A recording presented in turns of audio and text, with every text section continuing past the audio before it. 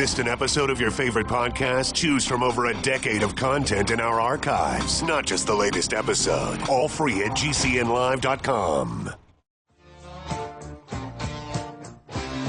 This is your call to action. Get prepared, America.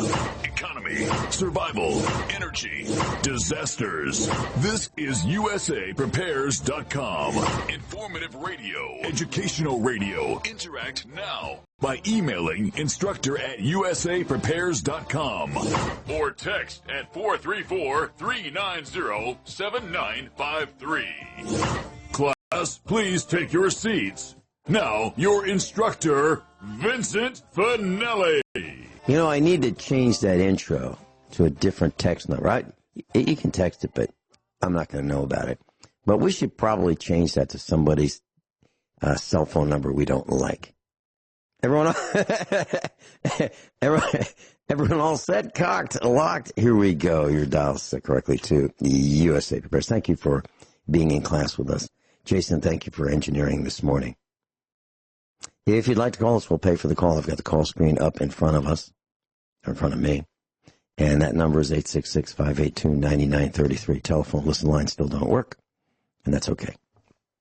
Rich Scheben's with us, Off-Grid Montana, or as they say at Amazon, offgridmontana.com.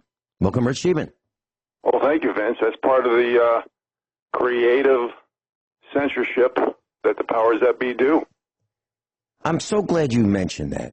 I really am. And since you mentioned... Is there an acronym there that's spelled CAR? Since you... Well, I didn't say it. Since you said car... Now,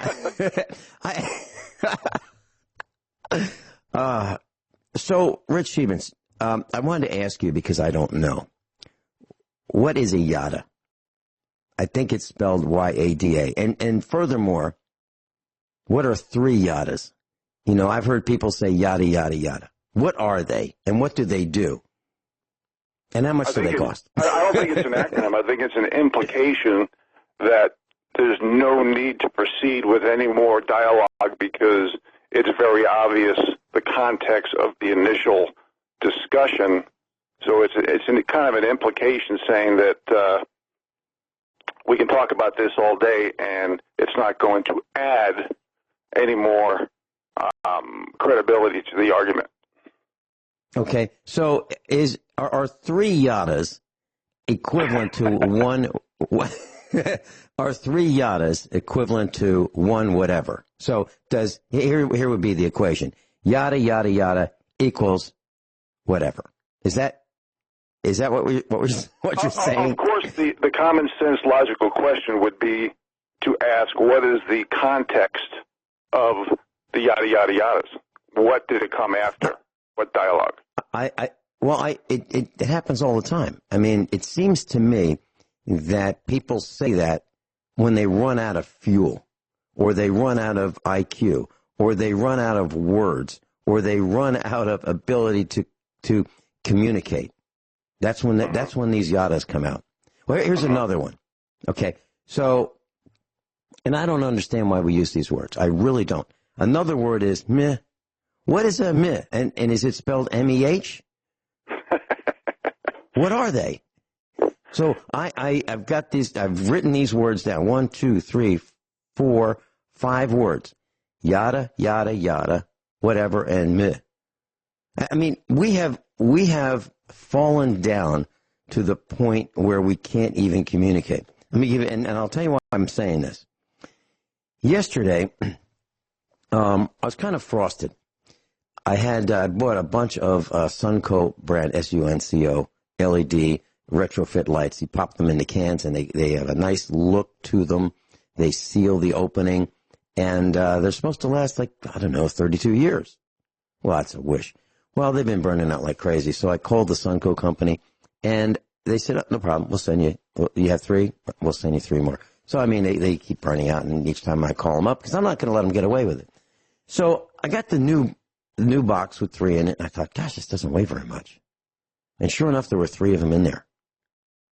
And I looked at them, and they are not as tall, not as much material, and they're you can't open them up.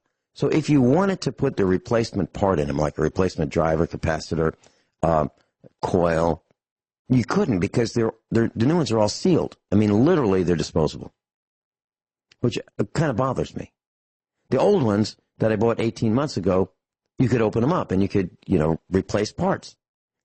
Not the new ones. The new ones are sealed. So naturally, I took the old one, put it on the scale, and it weighed 9 ounces for the entire light, 9 ounces. I put the new one on the scale, it weighs 5 ounces. Now, these are supposedly equivalent products. And the word that comes to my mind is inflation. And I know you like talking about that, so I wanted to mention that that's another form of inflation. So you buy a product, you think you're getting one level of quality. When it fails, they go, geez, these are no good, and let's make a newer, cheaper model that uses half the material. And we'll sell it for the same price. And we'll even call it the same thing. The box is smaller for it, it's thinner, all dimensions are smaller, the unit is lighter, but from the perspective of looking up at the light, they look similar, but they're not. The depth of the bezel is different. They're cheesier in every single respect. Inflation. Insidious theft. And the reason I'm frosted about this is because I didn't buy those. I bought them expecting that they were going to last a long time, and that if I need a replacement, the replacement would be just as good as the one I thought would be good when I first bought it. But the answer is they're cheesier. They don't even look exactly the same because they're not. Just like when my Craftsman punch, I used to race a Lotus, and I needed a special punch to punch out a roll pin. And it was I think it was maybe an 1/8 of an inch, 3/16 of an inch punch, Craftsman brand. And it broke recently. So I had it since the 70s. It broke, went to Sears. They don't have it anymore. But they'll give me a replacement, but the replacement weighs half as much. It has half the material in it. I think Sunco and Craftsman are working together to cheat their customers under their warranty. Oh, if it breaks, we'll give you a new one. But the new one is not the same as the old one. The new one's cheesy. But they don't tell you that they're going to substitute cheesy for the original one you bought. I just wanted to share that with you. Frosted. Does that tie in with some of the discussion that you wanted to have today? Well, you know what, Vince? I wanted to talk a little bit about this IG report that came out yesterday. And before I even do that, I want to mention a couple of articles that really show what heroes are in America. And you know me, I love talking about inflation, deflation, economic 101. I can go on for hours about it, but I just think there's more important things right now. And, you know, when you have an unsustainable system where the repo market is printing money and banks are broke and there's no trust between bank from bank, global GDP slowdown, U.S. corporations earning recession, no correlation between hard work, effort, proven results, and qualifications according to opportunity. It's all based on what group you're in. Debt for household, corporate, and government through the roof. We have no rule of law in this country. So when you see the decoupling of GDP, which is going down, from equities, you know that the whole system is fixed. It's rigged, and it's rigged to the benefit of the super wealthy. Now, it's just like nothing's making sense right now. How can you wrap your head around the Democrats voting to punish, to penalize, to fine average Americans for not having health insurance, but they want taxpayers to give away their hard-earned pay for health care for illegal immigrants? Nothing makes sense. And it's just like the job report. You know, I'm a big Trump supporter. However, there's probably going to be large revisions in the November job report, which was great. Don't get me wrong. But a lot of that job report comes from, there's asterisks by it. You know, the GM strikers came back to work in November. That's probably 60,000 jobs. The gig economy and part-time workers add to the jobs and to the numbers. What we really need to do is go into the nitty-gritty and really see what's happening. But because of the lack of time, Vince, is it okay if I just continue with what I wanted to discuss? Yeah, please do. Please do. I'd like to sit back, relax, and come back in about an hour and 44 minutes. Okay. Have a Danish. I'm going to sit back and Vince, enjoy. The first thing I want to do is I want to discuss what America needs more of, and that's heroes. First article, Culpeper County Sheriff Scott Jenkins says he will deputize thousands to defend gun rights should incoming Democrats use their legislative positions or powers to enact more gun control in America. And he talks about basically how bad red flag laws are, especially without due process. And we can, what I try and do, I try to discuss as many things, articles and points as possible. So you listeners at home will go and read and research and see for yourself, because that's the only way to really wake the people up is to get everybody to do things on their own. Next article is Owen Schroyer. He's a host on InfoWars. He actually went to Congress and got in their face a little bit and really told the truth about how Congress and Nadler was creating treason. They're not just creating treason, okay? What they're really doing, folks, is the Obama administration, there's so much evidence that they illegally spied on American citizens, the Republican Party, Donald Trump, while corrupting the FBI, CIA, and DOJ to create sedition, treason, espionage, and more against the rule of law. Okay, this is a scandal and threat to our Constitution that's never been seen. This is the worst government scandal ever, especially regarding our civil liberties in the history of our nation. You see the Democrats using words like Bill of Rights and Constitution, rule of law, patriotism, but yet their actions suggest they're gaslighting propaganda. Gaslighting is just another subset underlying. You've heard me say many times, everything coming out of the powers that be, the mainstream media, is lies, propaganda, false flags, and hoaxes. That is absolutely the case. Now, these FISA warrants, when you hear that term FISA warrants, you can just assume the word spying. It's kind of like smart TVs, smart meters, smartphones. Just throw the word smart out and put the word spying in, because Obama authorized all this spying through Susan Rice. This is all proven. So when Obama spied on the Trump administration and the American people, he not only used the NSA, but they hired independent contractors to spy on all of us for the purpose of blackmail and bribe. Same thing with these pedophilia groups. That's why I say adult mutual consensual sex. That's why I say if someone has less consequences for their behavior, you do it too. Because they're using all this information for bribing, for blackmailing, for threats, for intimidation, coercion, however they're doing it. It's funny that Pelosi says civilization is at stake if Trump gets reelected. Well, what Trump is trying to do is try to back the rule of law. There's evidence that this so-called dossier was written in 2007. Everything that comes out of the mainstream media or Congress is made up. There's no evidence. It's just hearsay. It's BS. It's movie scripts. They should sell tickets and call it a play. There isn't even transparency. And the lawyers and the judges in this country, especially including the FISA courts, are all bought and paid for.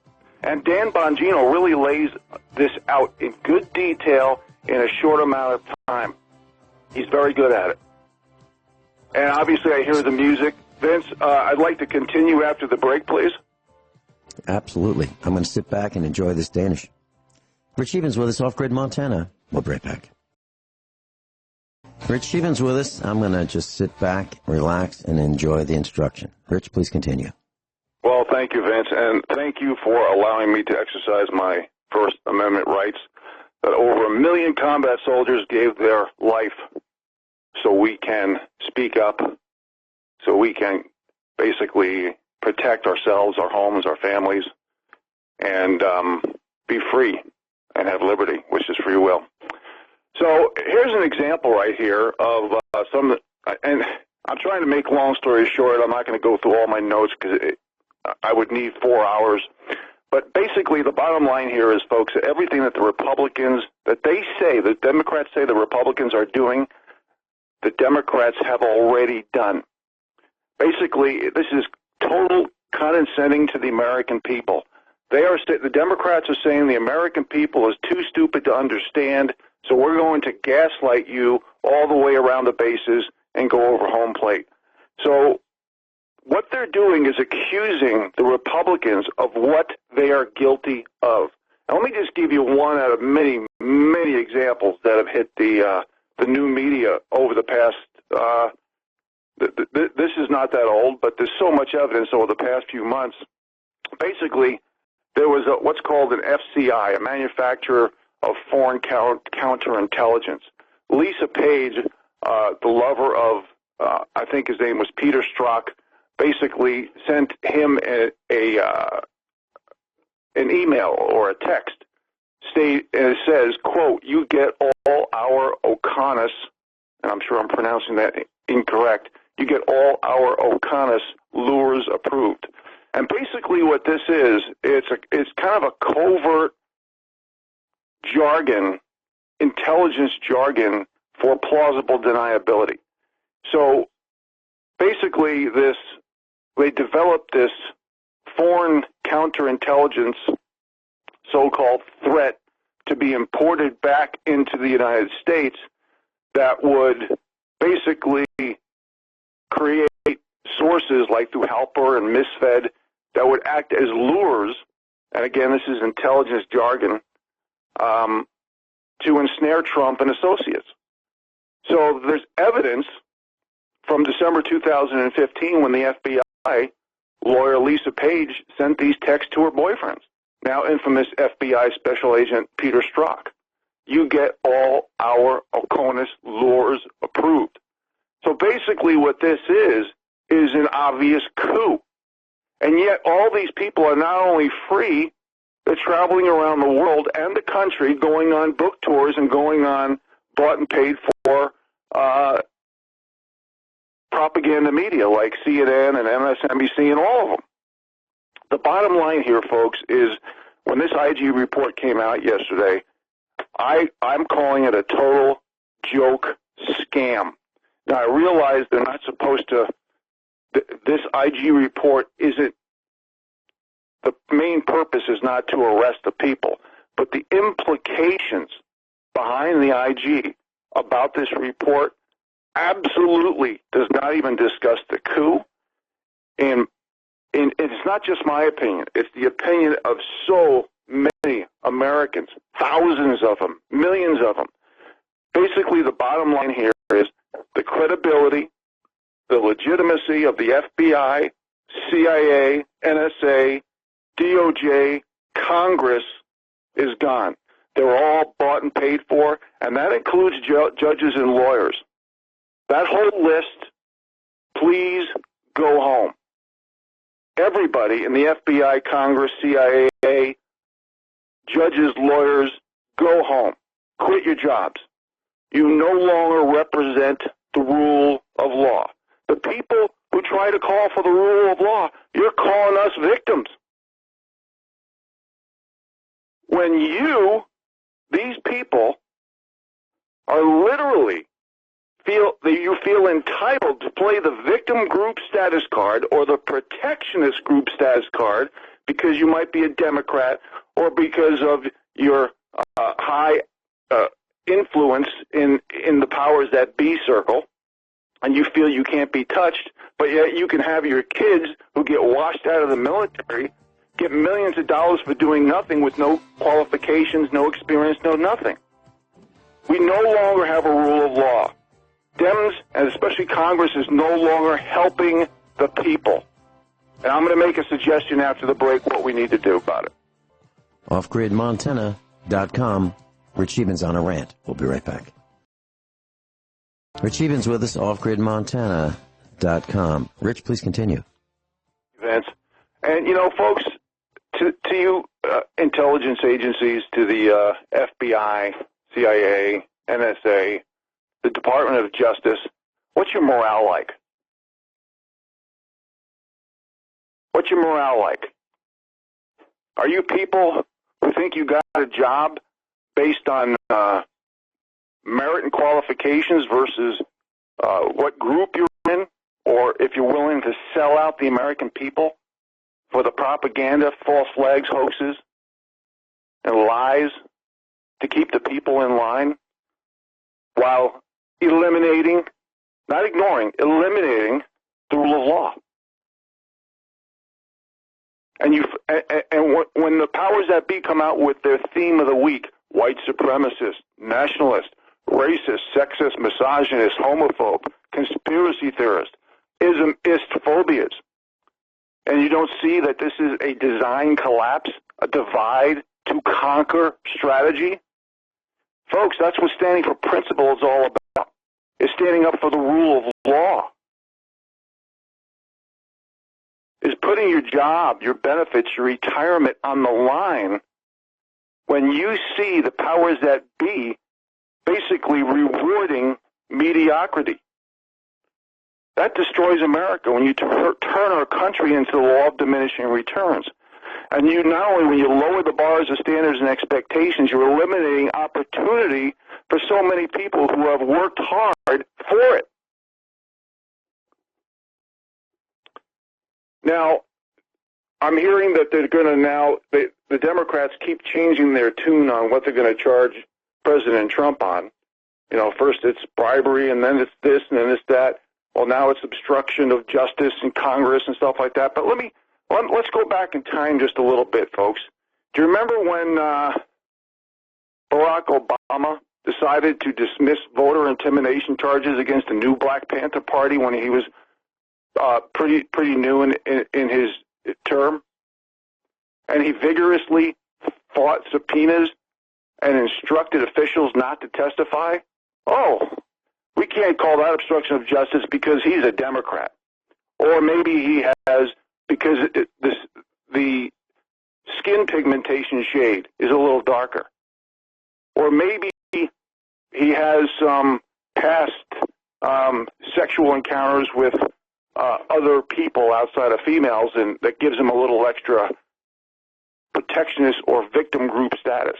How about not providing subpoenas for Solyndra documents? The Obama White House would, it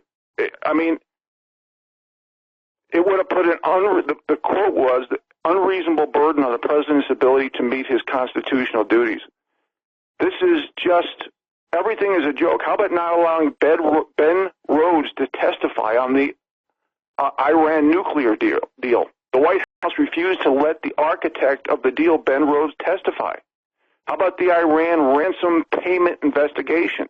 The State Department ignored requests for documents, and Attorney General Loretta Lynch refused to answer questions from Congress. Oh, that's not obstruction of justice or obstruction of Congress. How about obstructing dozens of Inspector General investigations?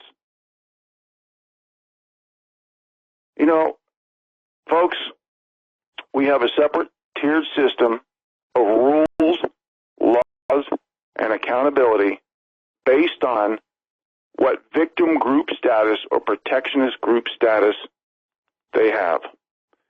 And we can no longer count on the powers that be, because the term official authority is now an official oxymoron. So what can we do about it? I just jotted down a few suggestions. First of all, the silent majority could be no more. Every American must speak up, but we have to read and research and think for ourselves and basically get past the lies, the gaslighting, the propaganda, the false flags, and the hoaxes, because that's what everything is. We either need to speak up locally at city council meetings or nationally like we are doing on radio right now. We need to write a book and disclose how the powers that be are dividing us, and while lowering the bars of standards and expectations for getting a job, for keeping a job, which metastasizes like a cancer in lowering the bars of standards and expectations for everything. We need to challenge no due process laws. We need to challenge all the anti-free speech and anti-Second Amendment people. Or we're going to continue to go to war like Afghanistan and pay $133 billion for aid in rebuilding it. Now, everything is so phony that the powers that be are using polls and focus groups to see how much wool they can throw over the eyes of the American people and how they get away with it. We need to have accountability. One example off the top of my head, when we talk about illegal immigration and they do crimes, Hollywood and the Democrats must co-sign for each individual action, just like co-signing a home loan. The co-signer is the last person responsible. If somebody who's an illegal immigrant who does a crime, the victim's family must be paid for by Hollywood and the Democrat Party. And we need to have citizen review boards. We need to have public forums in every town, because the left, the Democrats, who are funded and bought and paid for by the globalists, they don't want anybody to assimilate. They don't want any accountability for crimes. They want suboptimal vetting, if any vetting at all. It's up to the people to do it, because the powers that be are all bought and paid for. Now, Vince, I got a bunch of articles I wouldn't mind going through if I know I've taken a lot of your time. If you want me to basically say these next week, I certainly can, but time just goes by so fast. And I'm shortcutting everything, Vince. I mean, I could have gone into so much detail, but there just isn't enough time. But it's up to you. Well, I just wanted to get back to the gig economy. For those who don't really know what that term means, my understanding is the gig economy, which you mentioned earlier in the broadcast, is about temporary type workers, part-time workers, short-term workers. And the term originated around the early 1900s, I believe, and musicians would play a gig. And a gig would be, we're on stage tonight, we're going to play tonight, okay, that kind of thing, as a band. So the gig economy is not necessarily just musicians, but it's Uber drivers, pizza drivers, delivery drivers, short-term consultants, Airbnb, house cleaners, lawnmowers. I'm not just saying, people that mow lawns and people who do things for others on a short-term basis. That would be the gig economy. Would you agree with that? Well, absolutely. And it's just a general label, but it basically means not a tradesman, not a professional white-collar type of job. It basically means it implies people who are trying to work for themselves and create some type of niche in a service endeavor. Usually. Okay. And here's where it gets really dangerous in my mind. The statistics that I have learned tell me that by 2020, now 2020, when is that? That's like in 20 days, 21 days. By 2020, 43% of the workforce, 43%, almost half, will be involved in the gig economy. Can you imagine that? That is really serious business. Because a country that you can look up to, or a country that I can look up to, I'm not looking up to Biafra, where the people don't have enough energy to swat the flies off their nose. I don't look up to, if we could only be like Biafra. What about the countries we do look up to? Those would be countries who make great products, durable products, or used to make great durable products, great in engineering, great in achievement, great in success. That's what we look up to. Now, how is it possible that the United States is going to be looked up to when we flip each other's burgers and clean each other's houses and mow each other's lawns and do each other's laundry? That's the gig economy. And right now, within just a few days from now, 43%. If that isn't shocking and if that's not terrifying, we're not paying attention. That's my comment on the gig economy.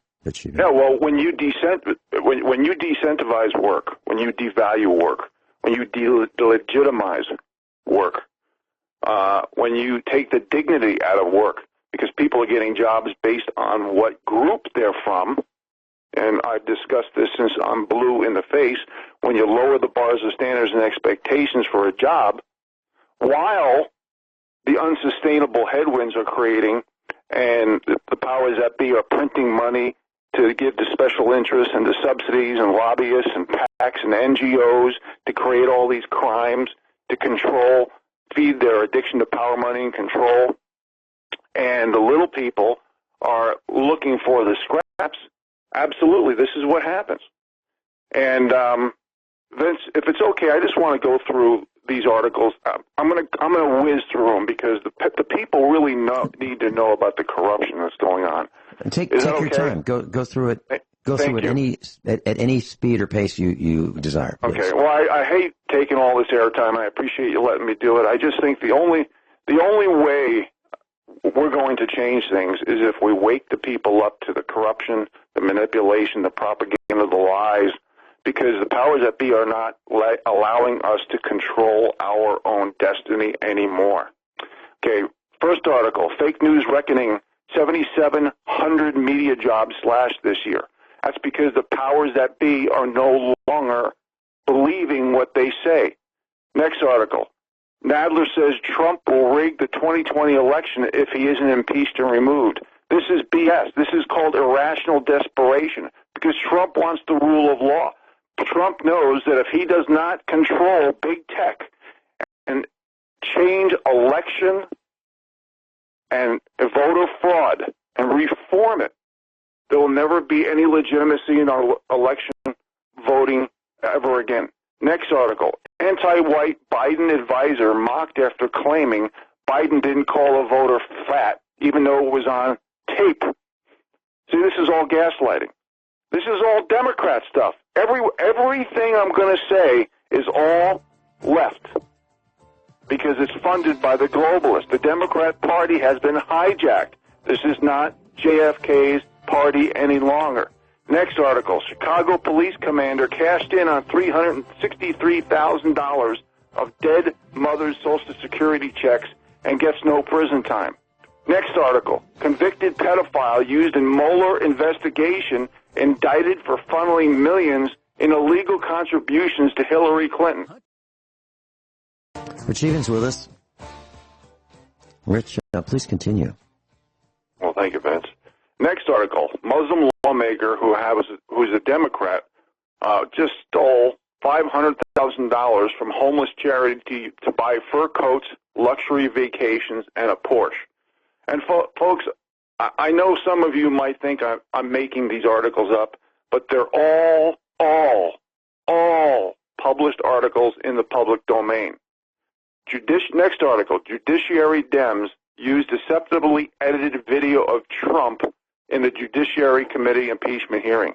So that's what they're doing, audio and video. They've been doing this for years. You remember years ago I mentioned how the star of this, I don't remember her name, an Israeli actress, she was doing porn all over the internet, and people were saying, why is she doing porn? She's already a multimillionaire.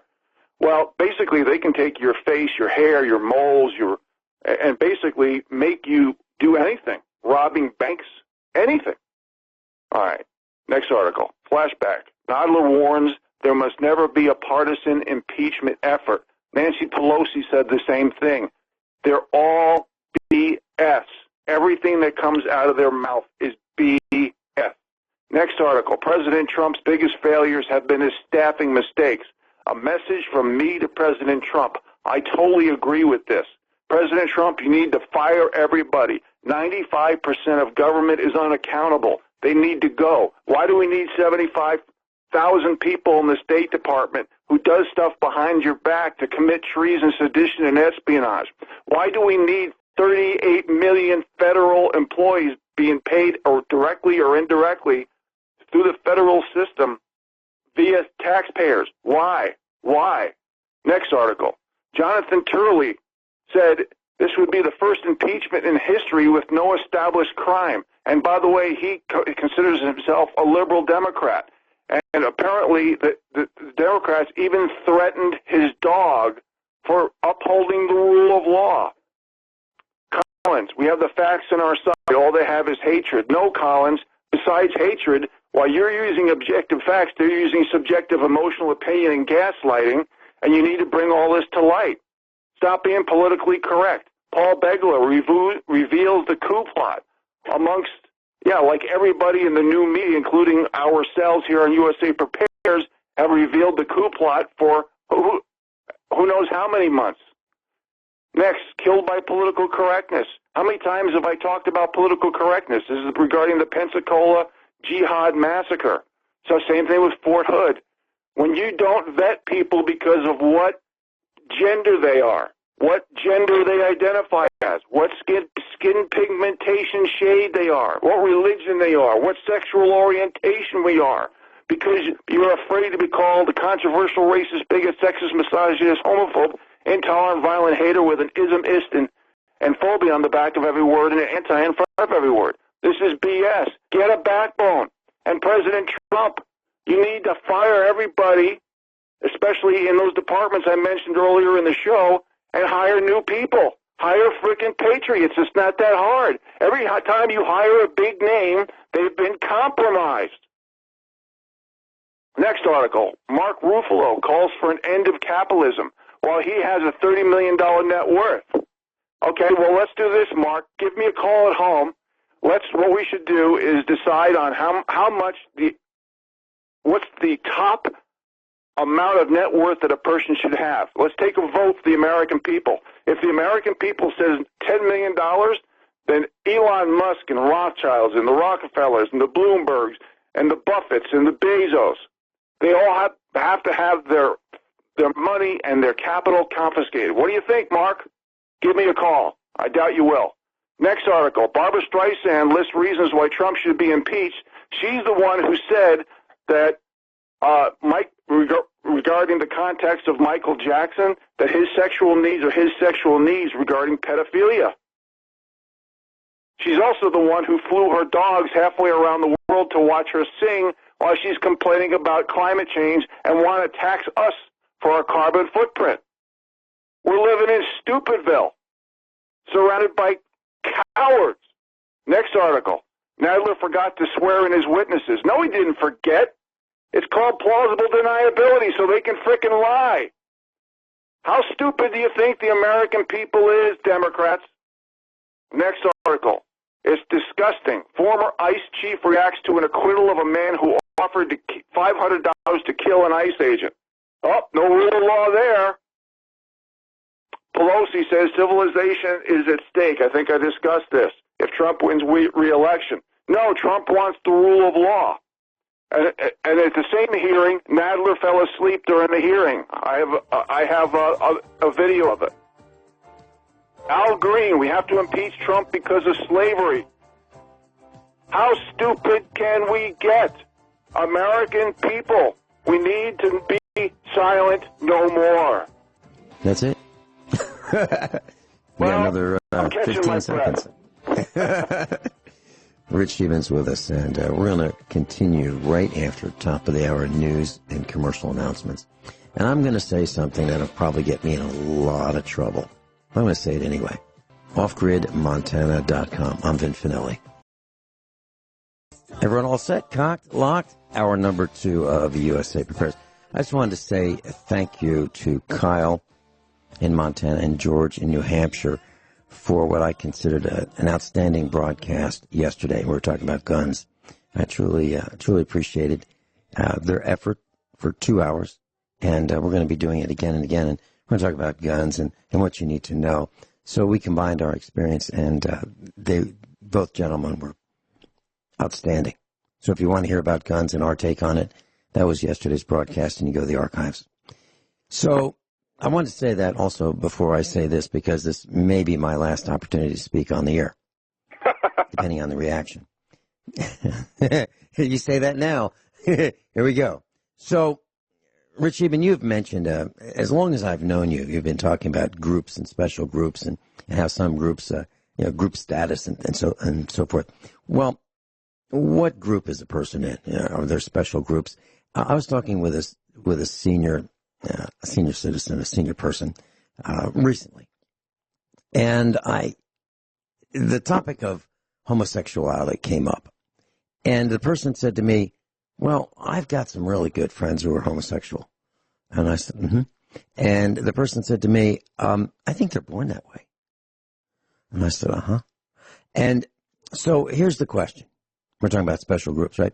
So if homosexuals are born that way, would you say that they were born with a birth defect?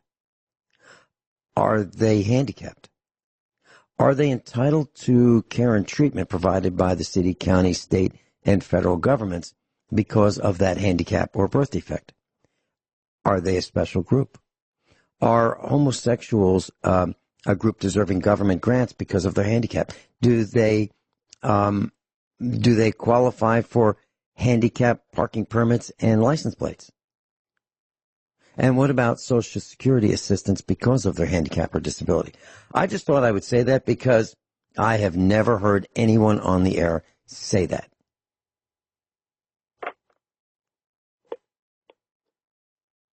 Do you have any comments, or do you want to just continue?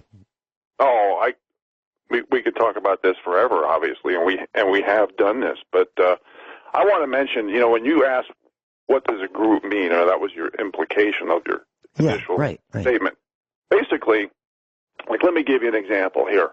FISA report reveals Clinton meddled in 2016 election. What a coincidence. Zero Heads just put this up a few minutes ago. I wonder if they were listening to our rant. Basically, the DOJ inspector had a revelation that the Fusion GPS, the firm paid by Clinton campaign to produce the Steele dossier, was paying Steele to discuss his reporting with the media.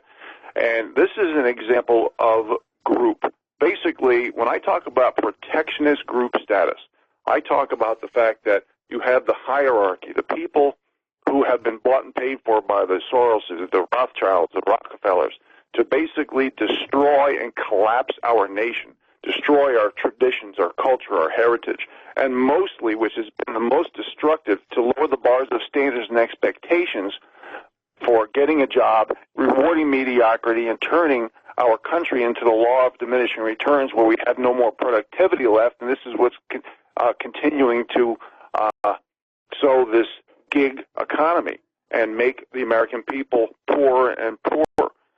And, regarding the homosexual thing, it's the same thing as you have the hierarchy, and they need to divide us to conquer us. So they're going to divide us by skin pigmentation shades, by gender, and they're going to manufacture perception, pity, and guilt ideology along the way. They're going to divide us by sexual orientation, by the homosexual thing versus the heterosexual thing. They're going to divide us by religion, by ideology, and even generation. This emboldens the aristocracy. This is their template, their blueprint, their playbook, their flow chart for American destruction. This is why they race bait everywhere you go. Their job is to sway public opinion, hold on to the narrative. But, when we talk about the homosexual thing, I would like to get some specific details. For example, how many of these people were raped by pedophiles? Whether it be in the Catholic Church or by who knows, or by the Epstein crowd. We need to get this information. How about the estrogen markers that are up there in our foods and our plastics and our water? How come so many transgenders are transitioning from male to female versus a very much lower percentage from female to male? A lot of these specifics and details need to be discussed. And if we did discuss it and this information was uncovered, I think a lot of these people would be very upset that they were basically used as eugenic guinea pigs. So this is why I discuss all these things, because the consequences, they divide and conquer everybody.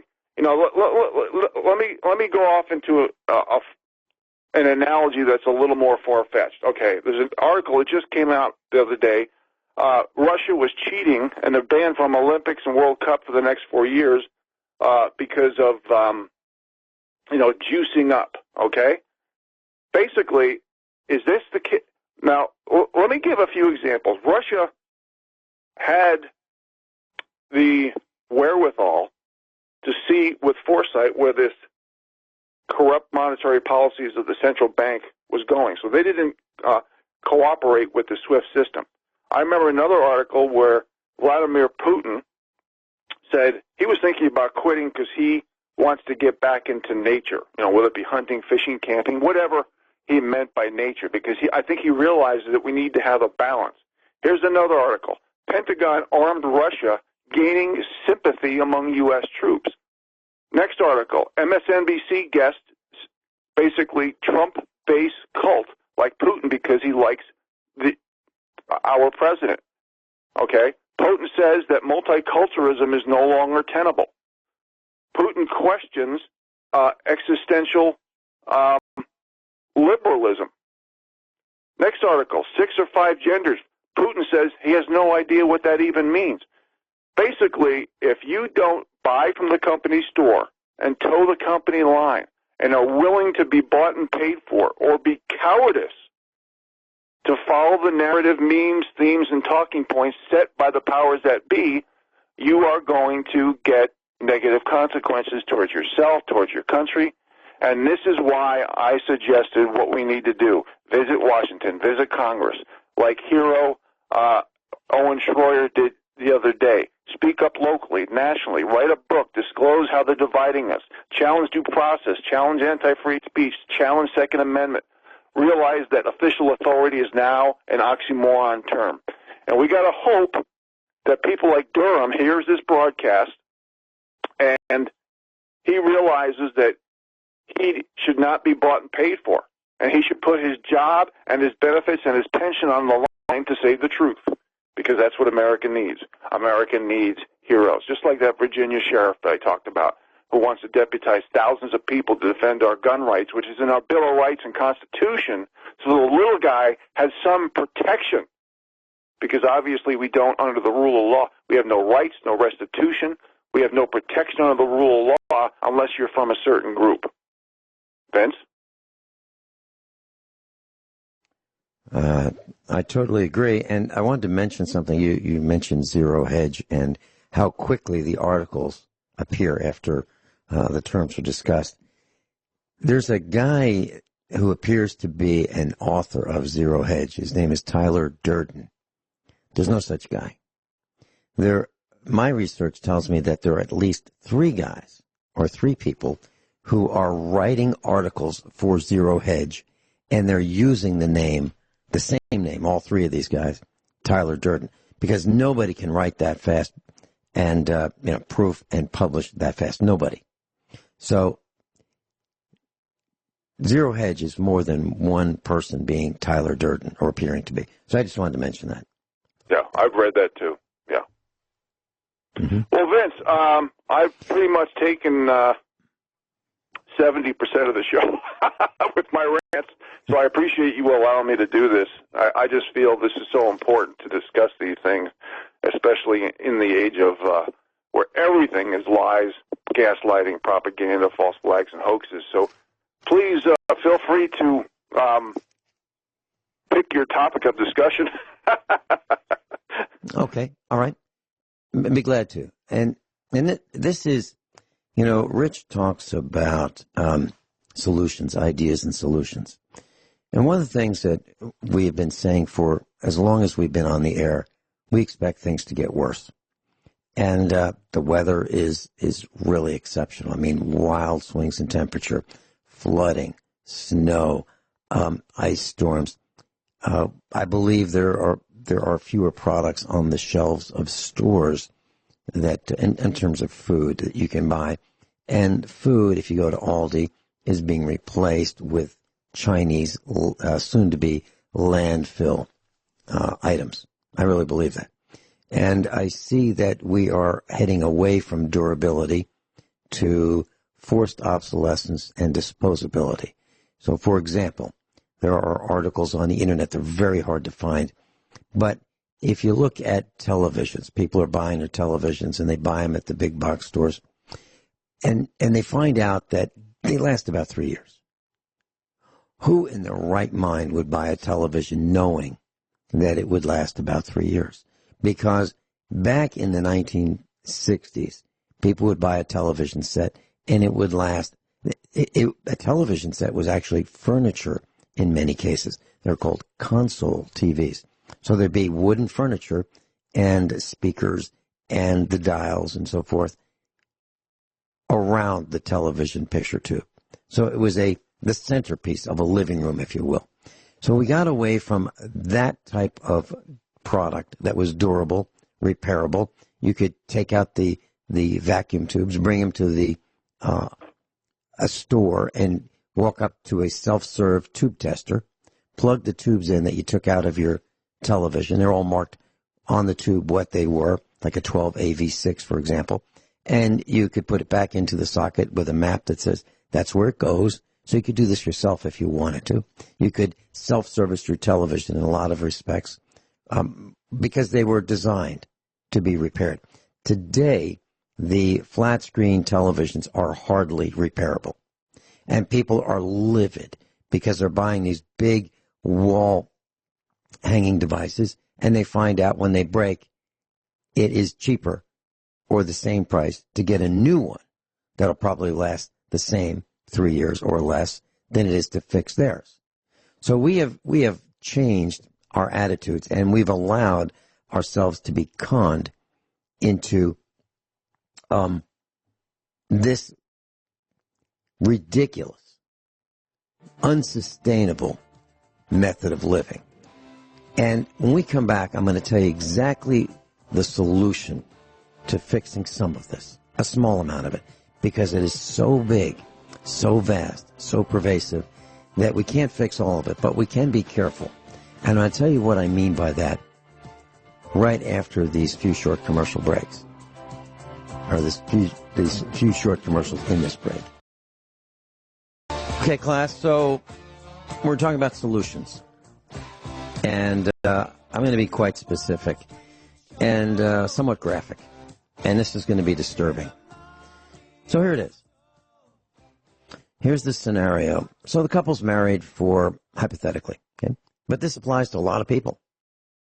So the couple's been married for decades.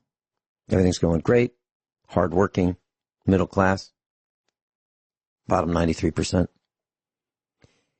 And he dies. Now, his death may be expected.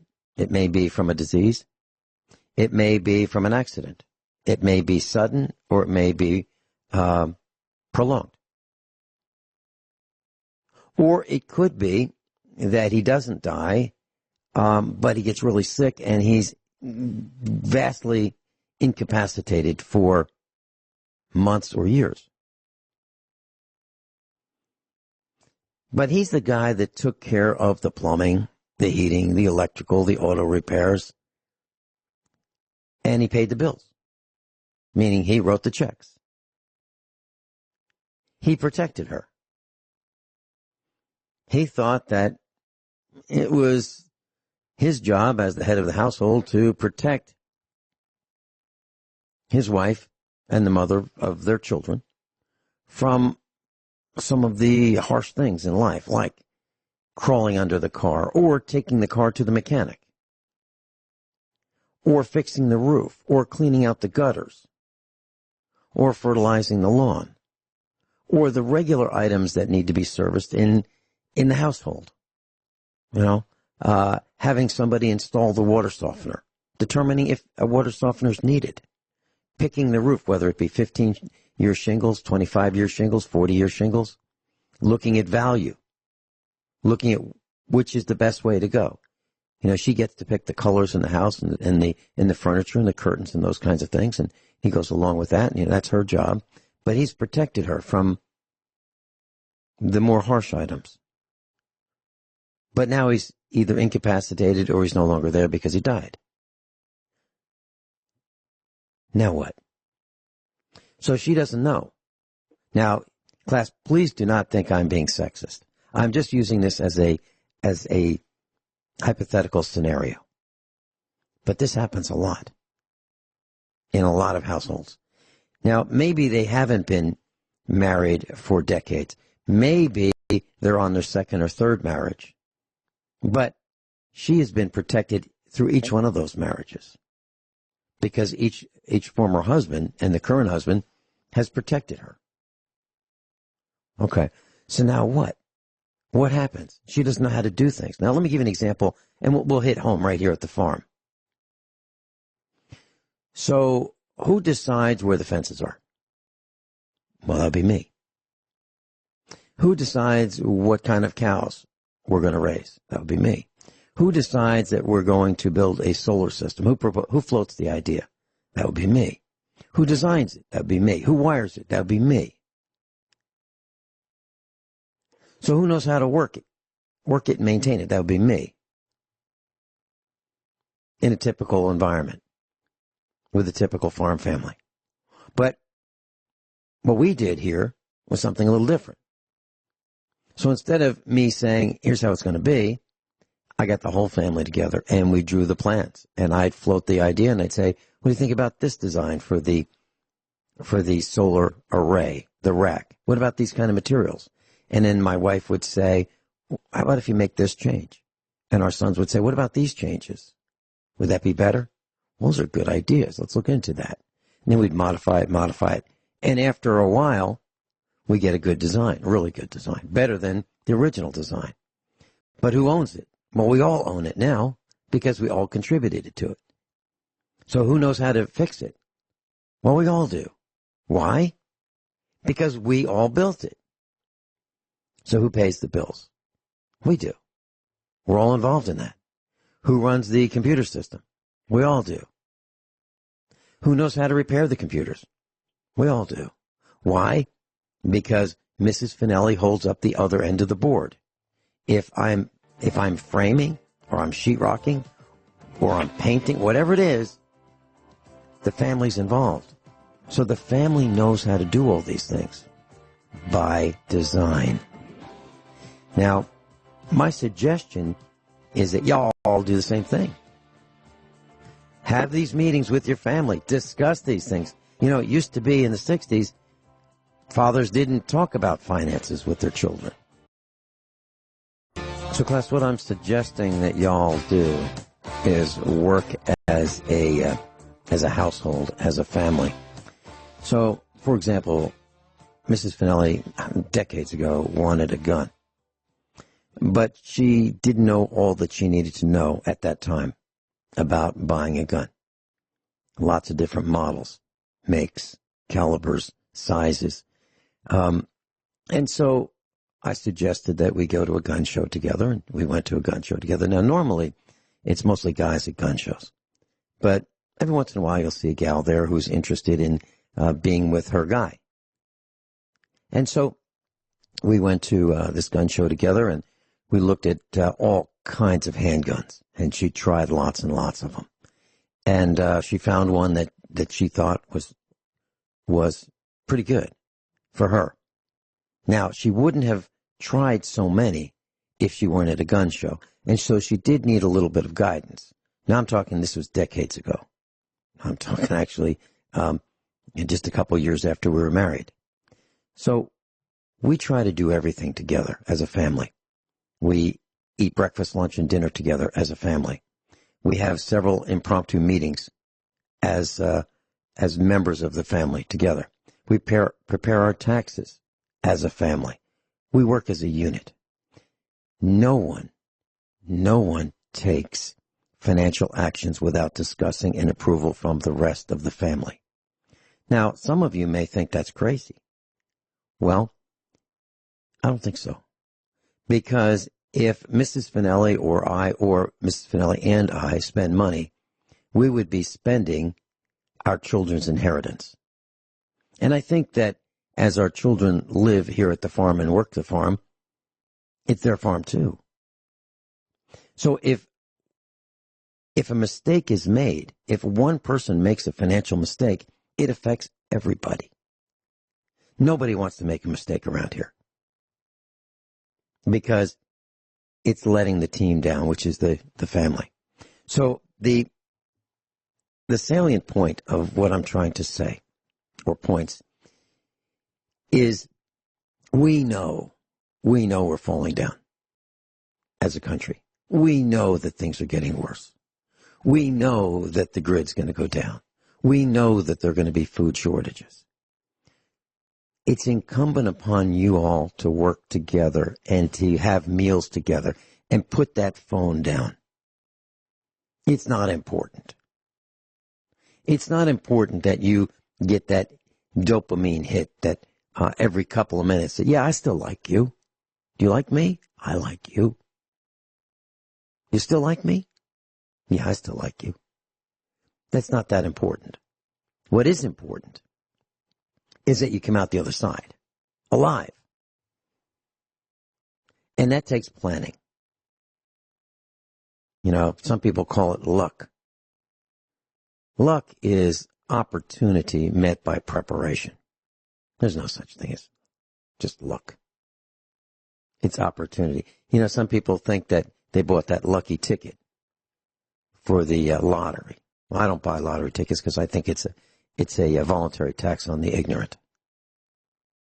But if you don't buy a lottery ticket, you have no chance of winning. So that's opportunity to buy, preparation, you bought it, and then you can win. Now, I'm not advocating buying a lottery ticket because I think that's beyond crazy. That's just my thinking. So the whole thing that I'm true about, the main point is you have to plan and you have to discuss and you have to try not to make mistakes and try not to be reckless. Don't be part of the herd mentality. Now, humans are part of it. We do have a herd mentality. And you look around and you say, well, what's everybody else doing? Is that really the right thing to do? Look at what other people are doing? Because I'll tell you what they're doing. They're buying cars that they can't afford with money they don't have. There's a study about ignorance. Ignorance is not knowing the facts.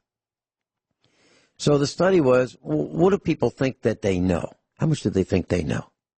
So the result of the study was people who knew the least ranked themselves as knowing more than they know. Because they knew so little about so much that they thought they knew more than they knew. Then there were other people who knew more. And they realized that they knew more. And because they knew more, they realized how much they didn't know. So they ranked themselves as not knowing as much as they knew. So here we have people who don't know much, who think they know everything. People who know a lot think they don't know much at all. So they're both wrong. But I'd rather know a lot and think that, gosh, I don't know as much as I know. So you take people who don't know very much and they're making decisions and destroying the finances of their family. And they're failing to prepare. So do you want to be part of that herd? You want to look like somebody who works at Walmart? Or shops at Walmart? Or work, even worse, you want to look like somebody that works at McDonald's?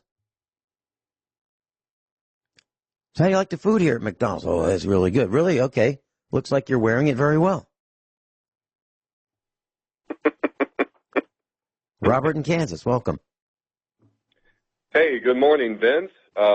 Rich Scheben's on fire this morning. I appreciate him. You had mentioned solutions, Vincent, and I was going to say what I believe the single most impactful and best solution we could possibly implement is, even though when I first say it, it's probably going to sound I don't know how it'll sound to you, but basically, I thought a lot about this, and what we have to do is to place women back in their proper role in society. We have to do that, and the way to do that is to take away their rights.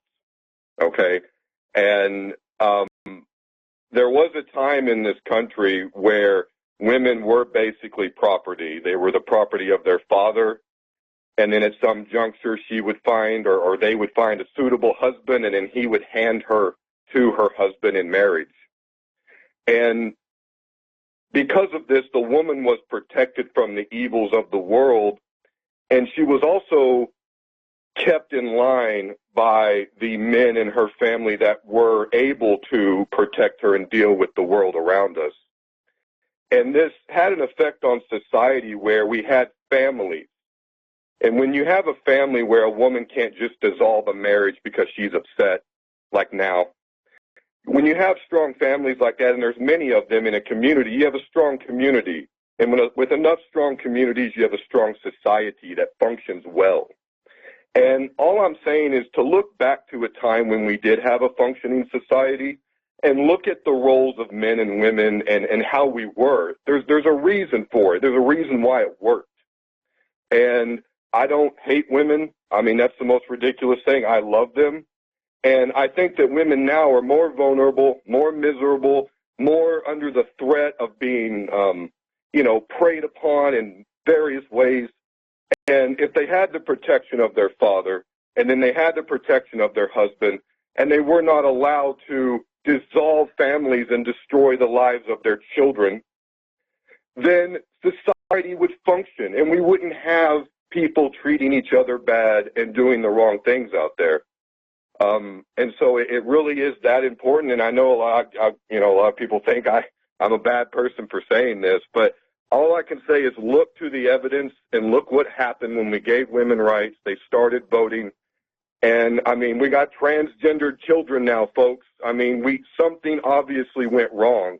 And I really think that is the single best thing we could possibly enforce in our society is to return women to their proper role, because they are the heart of humanity. They are everything. They are where all life comes from. All men work until we die for these women. They are everything. But they have to be daughters, wives, and mothers. Otherwise, we don't have a society. It's gone. You take the woman out, the man can't be a man, the children are messed up, and that's what's happening, is that we gave these women rights, and they are not to be in the world the way that men are. They cannot be in the world. We're made to deal with the world. They're made to deal with humanity within it. They can't handle the inherent evil of this place. They can't handle it. And they will kill their kids, and they will destroy their marriages, and they will start cutting off breasts and testicles and all sorts of stuff. If us men let these women do this, they will do it. And I don't know, Vince. That's my solution. Robert, okay. I agree with some of what you've said. However, what I mentioned was that women do need to know a lot of the things that the family needs to know. So Mrs. Finelli is involved in all the decisions here. And when it comes, Mrs. Finelli is 68, and so am I. Mrs. Finelli is under the vehicles when our son is pulling out an engine, putting it in an engine. She is under the vehicles when we are changing out a transmission. She is the assistant at the operating table in the automotive shop. She's the framing helper. She's the drywall helper. She is the spackler. She's the spackle finisher. She's the painter. She does all of these things. I will not protect her from knowing how to change a faucet. I will not do that. Because if anything happens to me, the whole farm can sink. I will not let that happen. So I hear what you're saying, and Mrs. Finelli has a very important role. We each have our own roles. However, I try to include her, and she tries to include me in everything. And we try to include our children in everything. So I am not going to be feminized, and she's not going to be made masculine. It's not going to happen. But, yes, she is the certified housewife and mother here. As a matter of fact, when she got her master's degree in business, and they said, the university said, so what are you doing now? And you can brag about, your achievements. I filled it out for her, and I said she has her CHM, certified housewife and mother. And I think that is the highest and best thing that a woman can do, a lady can do, be a certified housewife and mother.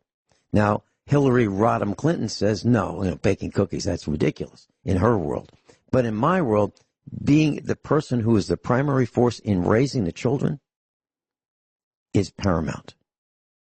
I really believe that. So are we saying the same thing, Robert? I would, when you say put them in their place, you don't mean negatively beat them down, do you? You mean they have a role that men flat out can't do. We can't deliver children. Is that what you're saying? What I mean, Vincent, is Mrs. Spinelli could dissolve your marriage tomorrow and destroy the lives of your children. You know, that's what I mean, and she shouldn't have that right. Hey, Vince, I'm going to chime in on the last segment if you don't mind. Let's do that. Rich Scheben, you've got the floor when we come back. Rich Scheben's with us, offgridmontana.com. 2 quick comments, and then, Rich, you have the floor for the rest of the broadcast. So, Robert in Kansas called, and he's no longer with us. I did not hang up on him. He disconnected the call. That's number 1. He's not with us. Number 2, yes, Mrs. Finelli could dissolve the agreement, the marriage, the contract. Yeah, she could. And so could our children. I mean, if they went off the rails and went crazy, yeah, any one of us, and I could too. Okay, so I just wanted to say that that's not the plan, of course. The plan is to not let that happen. But any member of the family could be so disruptive, so out of control, so me first, that they could destroy any family. Okay? But not if you work at it, and not if you work together. Rich Scheben, you got the floor. Yeah. Well, thank you, Vince. You know, I'm all for, I'll address what you said and what Robert said, and I understand where Robert's coming from, okay? In the short amount of time that we have, we can't pick the right words sometimes, and I'm there often myself. But I'm all for, it was all good advice what you told about synergy and the family and getting together. But there's two forces that are holding that back. First of all, is a forced reduction in skill sets. You know, I'll use gardening as an example. Here in northwest Montana, we haven't had snow yet sticking for the winter, which is a little unusual on the 10th of December. And I've picked spinach out of my garden the last 2 days to eat. So what we need to do, because of this forced reduction in skill sets, just like forced obsolescence, people are not learning how to do things anymore. They're getting more and more dumbed down, and we are allowing this political correctness to change the roles of people, which is actually not doing any of us any good. So when you look at roles, when you look at protection, like Rob was saying, what's happening is a war on males and masculinity. So women are getting less respect because they feel entitled to constantly play the victim group status card and demand to lower the bars of standards and expectations for a job. Well, what happens when you do that? That's called group identity politics. And this is what the Democrats and the powers that be are using in their template for destruction of America.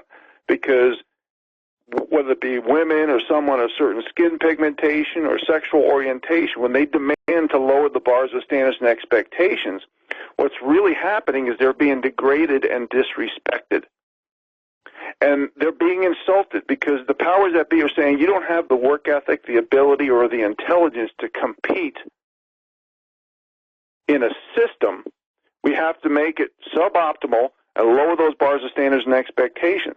And what this does, it never empowers a nation, a group, or an individual when you lower the bars of standards and expectations. It's, again, rewarding mediocrity, destroying America through the law of diminishing returns. So as long as we decide to not address this because you are being afraid of being called a controversial racist, bigot, sexist, misogynist, homophobic, intolerant, violent, hater, et cetera, we're eliminating opportunity, knowledge, ingenuity, productivity, and innovation for the people who want to control their own destiny. This is forced obsolescence. This is forced dumbing down. This is forced distractions. And this is mostly forced divide to conquer strategies. So as long as the powers that be have created victim group status or protectionist group status and a list of a hierarchy throughout our whole American system, unless we decide as American people to say, here are the standards, this is it, I don't care who gets the job. I don't care if they're female. I don't care if they're trans. I don't care who they have sex with, what religion they are. But the problem is we are allowing the plutocracy system, the powers that be through wealth, who are so corrupt to print money in thin air, to create fractional reserve lending, to do stock buybacks. And every bailout is going to the non-legitimate system to protect the big people, the too big to fails and the too big to jails. So they got to divide us, little people, by every group possible. And until we have the guts to stand up to this, because it's all propaganda, lies, false flags, and hoaxes. It's all designed as a playbook for the destruction of America. And as the middle class falls, and as they manufacture perception and pity and sway public opinion, it's going to get worse and worse and worse. And we need people to stand up. So I understand what Rob was saying, and I think we're so handcuffed, Vince, with the amount of time, like my little rant that I went over for an hour. I could have discussed those articles and my message in more detail and specificity in maybe a 6-hour program if I was to do it right. I have to shortcut everything because we just don't have time. So, again, I want to thank you for allowing me to use my First Amendment rights, and I appreciate being on the show with you, Vince. You all have a great day. Just one quick comment, class. Here's a case in point. If you do not know how a car battery works, if you do not know how to check it and keep the terminals clean so that they work, I can guarantee you 10 years from now, if you don't fix it or someone else doesn't, your car is dead in the water. It won't work. So you need to learn all kinds of things. And that's just one simple example.